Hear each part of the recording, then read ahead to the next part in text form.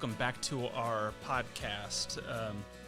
This morning or this day, I want to speak to you about a message I'm calling, I Want You to Be More Vile.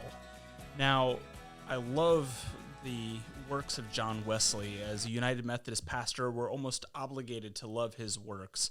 But I love his works in many ways for how he stretched himself. Now, there's a famous John Wesley quote, and it is from April 2nd, 1739, and he said, "At 4 p.m, I submitted to be more vile and proclaim in the highways the glad tidings of salvation." Now, friends, when Mr. Wesley decided to do this, and the Reverend Wesley decided to do this, he was wrestling with a lot going on in his life, right? And he was wrestling with how to be a good preacher. He thought that to be a good preacher meant that you only preached from the church. In fact, he thought that if you brought someone to salvation outside of the church building, that might be a sin. I don't think he really thought that, but that's like the emotive level that he was at. And so when he took the opportunity to watch Whitefield preach in the field and to see the effectiveness, John took that inspiration and he himself went out and began to preach the good news to people in the countryside. And when he did that at that 4 p.m. spot, he reached several thousand people. I don't know about you, but the last time I went out into the country and tried to say something out loud, the cows ran away from me. Every now and then, we need to be ready, though, for something bold, spiritual to happen when we go out and do it. Now, I tell you this because in the midst of all that's going on in our church and our lives, the COVID-19 coronavirus situation scaring a lot of people and moving a lot of people, we need to think about doing things different. One of the things I'm doing different is participating in kind of the mask wearing that a lot of us are doing now. I got my old my old scarf from a mission trip in Africa about 10 years ago, and I've been wearing that, and these work great. They have multiple layers, they feel good, they do all that, but I'm wearing it as a regular form of my daily life so that when I'm out around other people, I can help protect them by wearing a mask, and especially if they're wearing one as well, we're both respecting and taking care of one another.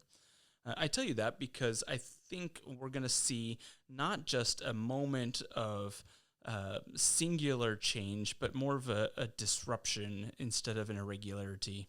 An irregularity means we go back to the normal. Disruption means things might have some things that go back to normal, but some things that are changed permanently.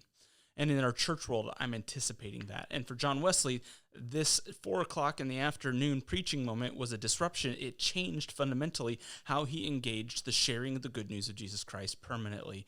For many of us who have found ourselves more online and in front of screens, that's a fundamental shift in who and how we've been taught to be pastoral leaders for at least the last century of training pastors. And our churches in receiving ministry, it's changed things. Now, some of the things that we should do as a church, we should always do. There should never, ever, ever, ever be anyone being better at being community than the church. The church should always be the best place to model and exemplify community. And the church should always be the best place to exemplify healing.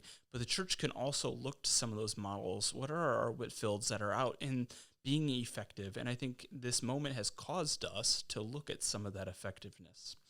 And so I want you to know that as your pastor, but also as somebody who's striving to learn, I'm reaching out and looking into the spaces of inspiration where not just Christians, but many people are experiencing connectivity, where people are hearing that good news. And I'm going to bring the good news of Jesus into those spaces and into those models and into those forms so that we as the church can be more impactful for our future to come.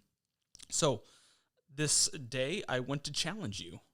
Where are you feeling called that might feel vile in this moment? Where are you being called that might feel out of the norm? And where are you being called that might just be the place where God could use you to do something profound for his kingdom's work? I'm excited to hear about the thousands of people, either realistically or metaphorically, that you might touch because you took an opportunity to do something that might have felt awkward to you or even somewhat vile to you, but was the opportunity that the Spirit guided you towards and changed you in and allowed you to proclaim the good news of Jesus Christ through. And so, friends, I share with you that on this day. Peace and grace.